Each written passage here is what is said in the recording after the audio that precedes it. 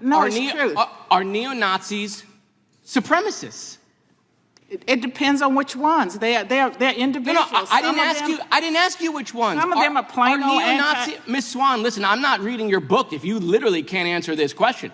Are neo-Nazis supremacists? They're individuals. Some are, and some may be just plain old anti-Semites. No. Neo-Nazis are anti-Semites, okay? We're going to agree there. Right, okay. But they're also supremacists, Miss Swan. Okay, if you agree. No. You don't have to take my word for it. Right, like they are. That's the whole reason they exist. But you all don't believe they are supreme. You all don't seem to understand that a white Who's they all? supremacist. I'm not a neo-Nazi. Who's they all? I'm a regular person asking another regular person if we can agree that neo-Nazis are supremacists. I will agree with you. You just watched a woman who wrote a Cambridge University press book on white nationalism refuse to call neo-Nazis supremacists. On camera, under oath. In front of Congress, this is the state of American politics right now. Every week, this channel covers what they don't want you to see. The dodges, the collapses, the moments they're praying you miss. If you believe accountability still matters, hit subscribe. Right now, share this clip. Make them watch it.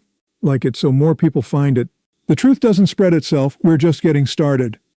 Ms. Swan, the neo-Nazis are a supremacist group, right? I know you talked about your book, but neo-Nazis are a supremacist group. May I define a white supremacist? Because I did a Cambridge University press book, and when I did my research, I know, but Ms. Swan, I got to be honest, you're doing what the university professors did with Elise Stefanik. No, I'm talking about, well, what's the definition of this and what's I'm giving you a definition but because you all don't have one. No, the neo-Nazis are a supremacist group.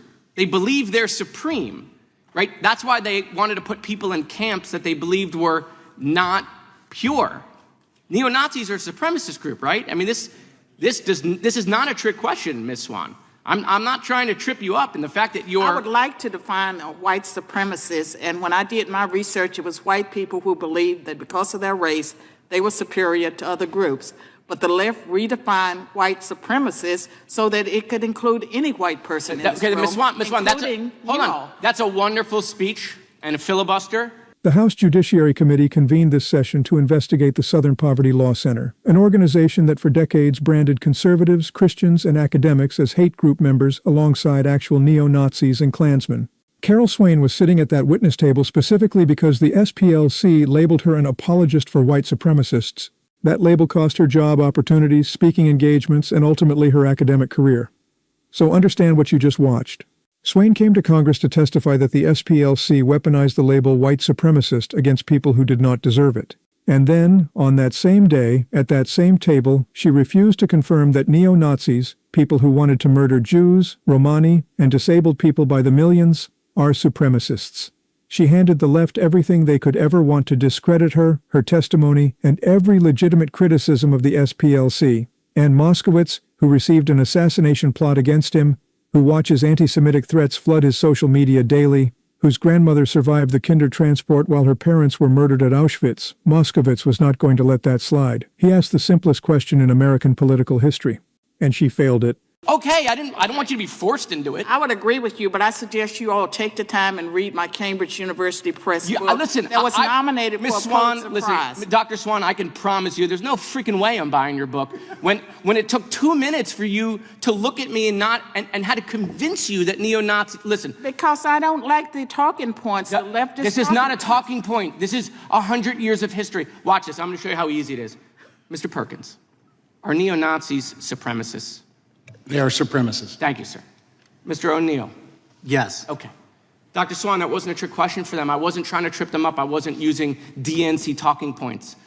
This is part of the problem. And I didn't even want to do this, quite frankly, because I'm not interested in making this stuff political. Right? I got Democratic candidates in Texas coming out yesterday and saying that Jews belong in concentration camps again. Okay, it's terrible. Like we're in real bad times. I agree. And so if we put these hateful conversations in our political box and we do the whataboutism, this is just going to continue to spread hate. I agree 100%. We agree. Right. And that's why we got to be able to at least agree to a simple set of facts that neo-Nazis are supremacists. Right? Okay. Watch what Moskowitz just did. He did not argue with Swain.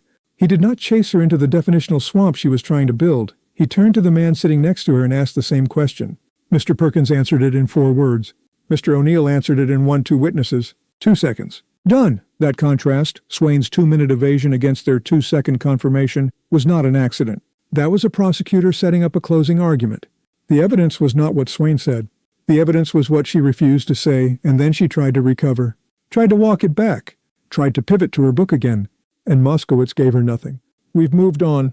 That's it. Door closed. Case made. This is what accountability looks like when someone actually uses their 5 minutes. A couple weeks ago and invited these witnesses in.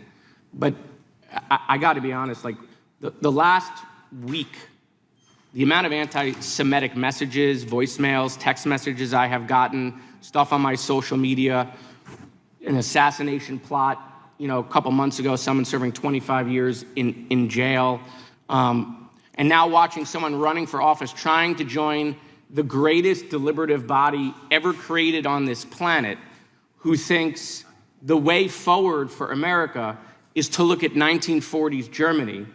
Okay, my grandmother was part of the Kindertransport out of Germany. Her parents died in Auschwitz. My kids are not going to an internment camp, I can assure you. And it's becoming so normalized. It is, we've gone from, there's Americans who donate to elected officials, that are AIPAC, and then it's, okay, Netanyahu, and then it's, okay, maybe we shouldn't support foreign money, and then, okay, now we're going to call these people Zionists, and now we're at concentration camps. By the way, we got to concentration camps much faster than I thought we would get, but here we are. And it's real scary. People are scared. People don't want to show their Jewish stars anymore. They're moving into neighborhoods just to be around other Jews. Jared Moskowitz sat in that hearing room on May 20th, 2025, as the grandson of a woman who escaped Nazi Germany on a train while her parents stayed behind. Her parents did not survive. He knows exactly what it looks like when hate becomes normal. He is watching it happen again. He described the arc in real time. AIPAC donors become Zionists, become concentration camp threats. He said they got to concentration camps faster than he thought they would. He was not being dramatic. He was reading a map he has seen before. And the woman brought in to testify about institutional bias, a woman whose career was damaged by a label, spent 2 minutes refusing to confirm that the people who built those camps believed they were superior. The SPLC has since been federally indicted. 11 counts. Wire fraud, bank fraud, money laundering. Prosecutors allege it secretly funneled over $3 million to KKK members, Aryan Nations affiliates, and a man who helped plan the Charlottesville rally that killed Heather Heyer. Both sides of this hearing have now been exposed. But only one person in that room told the truth without being forced to, and his grandmother's parents never came home.